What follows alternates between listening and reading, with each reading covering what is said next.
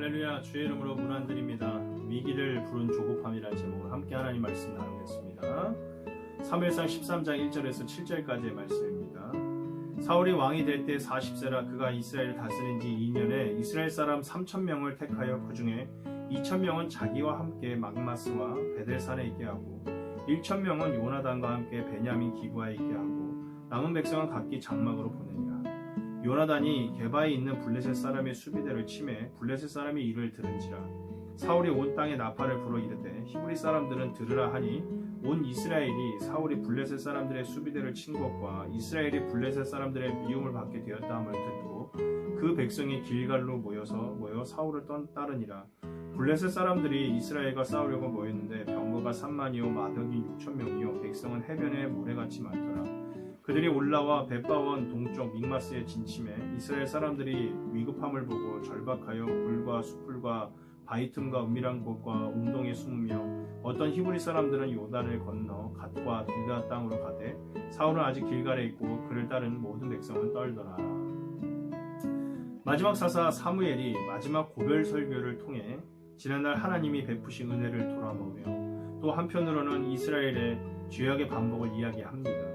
그러면서 하나님을 잘 섬겨야 한다는 간절한 늙은 선지자의 당부를 뒤로한 채 평생의 사명을 잘 감당하고 이제 초대왕 사울에게 바톤을 넘겨줍니다. 이스라엘은 이제 왕정 시대가 시작되었습니다. 사울은 시작이 참 좋았습니다.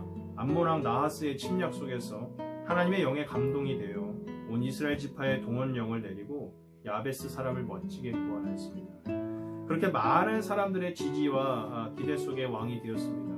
이제 시간을 흘러 사울이 왕이 된 지 2년이 되었습니다. 1절입니다. 사울이 왕이 될 때 40세라 그가 이스라엘을 다스린 지 2년에 그 2년의 기간 동안 사울은 왕으로서의 역할에 어느 정도 익숙해졌을 겁니다. 그런데 사울이 갑자기 이상한 일을 벌입니다. 왜 그랬는지 알 수 없지만 사람들에게 인정받고 싶은 거였는지 뭔가 업적을 남기기 위해서였는지 알 수 없지만 갑자기 블레셋을 공격합니다.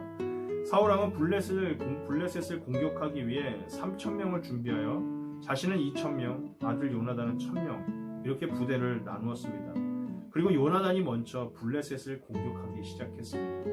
그리고 당연히 그 결과는 참혹했습니다. 애초에 이길 수 없는 전투였습니다. 왜냐하면 블레셋은 철기였고 이스라엘은 청동기 문화였기 때문입니다. 늘 이스라엘이 이길 수 있었던 이유는 순전히 하나님께서 도우셨기 때문입니다. 지난번 암몬의 손에서 야베스를 구원할 때도 사울이 하나님의 영에 감동이 되어지면서 승리를 향한 첫발을 내딛게 되었습니다. 그러나 오늘 본문에는 그 어디에도 사울이 하나님의 영에 감동이 되었다거나 하나님의 뜻에 따라 전투에 임했다는 이야기가 없습니다. 이것은 2년차 된 초보왕 사울이 하나님이 기뻐하시고 좋아할 만한 일을 벌인 것이 아니라 순전히 자기의 욕심을 따라 자기의 이름을 높이기 위해 조급한 마음에 블레셋과 전쟁을 벌인 겁니다. 지금 사울의 모습을 보며 영적으로 어두웠던 엘리 제사장과 그의 아들들인 불량자 홈니와 비느하스의 비극을 떠올리지 않을 수 없습니다. 당시 블레셋과의 전쟁에 이기기 위해 하나님의 언약궤를 자기들 멋대로 막 끌고 가서 이용하려다 오히려 전쟁에 대패했을 뿐 아니라 불량자 홈니와 비느하스는 죽고 그 전사 소식을 들은 엘리 제사장은 의자에서 넘어져 목이 부러져 죽는 끔찍한 비극이 또다시 반복되려 하고 있습니다. 사울은 하나님께 전쟁에 관여하여 묻지도 않았고 적이 얼마나 강성한지 어떻게 전쟁을 치러야 하는지 전혀 전쟁을 꼼꼼히 준비하지 않았습니다. 예상대로 결과는 참혹했습니다. 5절 말씀에 보면 블레셋의 병거가 3만, 기마가 6천, 보병이 바닷가의 모래알처럼 많아서 셀 수가 없었다고 이야기합니다. 오히려 잠자는 사자의 코털을 건드린 꼴이 돼서 수많은 블레셋 군대의 역습을 받아 이스라엘이 굳이 당하지 않아도 될 위기에 빠지게 됩니다. 이스라엘 사람들은 블레셋의 대군 앞에 대항하기는커녕 각기 숨을 수 있는 모든 것에 기어들어가 숨었고 일부는 요단강을 건너 갓과 길르앗 지역으로 달아나기까지 하였습니다.